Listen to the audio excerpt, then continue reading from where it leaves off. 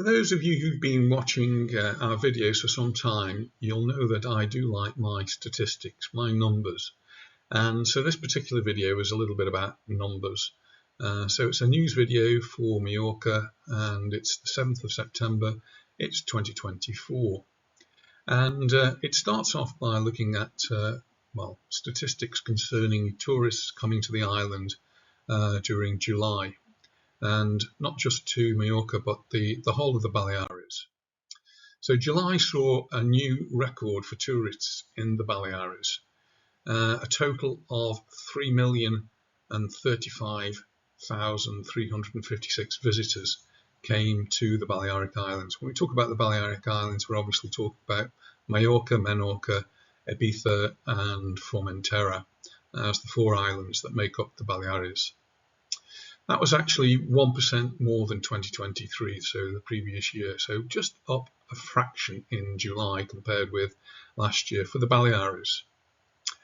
If we look at January to July, that's the first 7 months of the year, we had 10,715,298 tourists coming to the islands. That's all of the islands, all four islands, and that actually was quite a big increase. It was 5.76% increase in over 2023.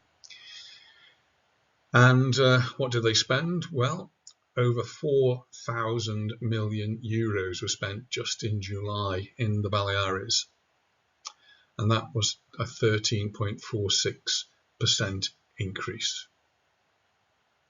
If we look at January to July, over 12,000 million euros were spent, and that represented 13.5% increase compared with 2023. But we live in Mallorca, and that's obviously where we're going to be concentrating. So the rest of the figures that I'm going to be quoting now are really concerned with our island of Mallorca and how tourism has been affected in 2024, particularly July and the first 7 months. So if we look at July, over 2 million tourists arrived in Mallorca alone. That's only for the month of July, and that represented in the month of July just over 5% increase compared with 2023. Of those tourists, 640,000, nearly 641,000 were German tourists, and that represented 13.64% increase, quite a considerable increase in the number of German tourists over 2023. Nearly 350,000 of them in July were British tourists, and that was a little dip, 6.41% less than 2023. No reasons yet to be why that is. There's been some speculation in the newspaper whether it may have been to do with the protests which actually started in May. Did they have an effect on July, or is it simply that people in the UK were starting to feel the pinch a little bit and seeing that the prices have risen in Mallorca? I'm not sure how we're going to find that evidence out. I suppose there might be some surveys, but I've not seen them yet. Of the tourists that arrived in July, 205,000 of them were Spanish tourists. What we're talking about there is largely people coming over from the mainland or possibly from the other islands. And that was down a little bit as well, 8.69% compared with 2023. French tourism was up nearly 24%. That's quite a huge increase, though the number of French tourists is much less than the Germans or the British tourists that come. And similarly with the Nordic countries, that was up considerably, nearly 33% in July. But again, we're talking about smaller numbers.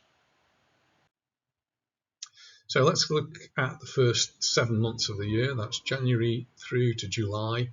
Look at the cumulative figures. How do they all add up? What was the first half of the year just over looking like in terms of these numbers? Well, in the first 7 months, Mallorca welcomed 7,698,486 tourists. and that was nearly 8% more than in 2023.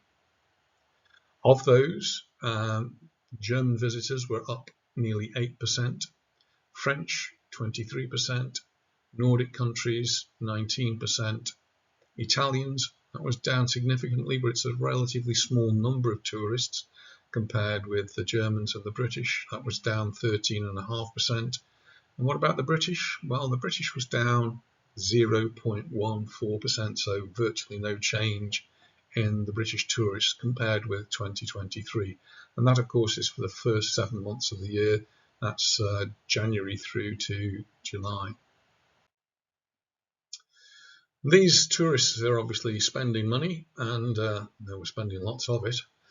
Tourist spending in Mallorca, this again is just a July figure, was 2,835 million euros was spent in July by tourists, and that described in the newspaper as a spectacular increase of 21.21% compared with the previous year. This is just for July, a 21% increase in the tourist spending compared with the previous year. If we go back to January and have a look at the cumulative total for January through to July, it was 9,127 million euros, and that represented a 19% increase on the previous year. So spending of money up considerably over the previous year. Looking at overnight stays in hotels, well, in July there were nearly 11 million overnight stays in July. This is on our tiny little island, which has got a population of less than 1 million. We had nearly 11 million overnight stays in July. It's incredible. That was up 2.72% compared with last year. If we now look at the cumulative total, that's January through to July, 34,491,232. That's overnight stays. That's people who are staying overnight in tourist accommodation, tourists that are staying here. And that also represented an increase of 8.24% compared with the previous year. So all of this data has come from the newspaper Ultima Hora, who published this on the 5th of September. And we'll make our own interpretations, and it still only represents part of the year. It only represents from January through to July, and concentrating then on the July. As we go through the rest of the year, we'll get figures soon for August and the rest of the months as they come. And be able to compare those with how the figures were for 2023 and for previous years. So first half of the year looks extremely positive. Is the second half of the year going to live up to the previous half? I think the general feeling is that it might be down a little bit, but overall it doesn't look as though it's going to be that much different. Well, I hope you think this view of the statistics for the 2023 and 2024 seasons have been interesting and useful. Thanks very much for watching, and I look forward to seeing you in the next video. So bye for now.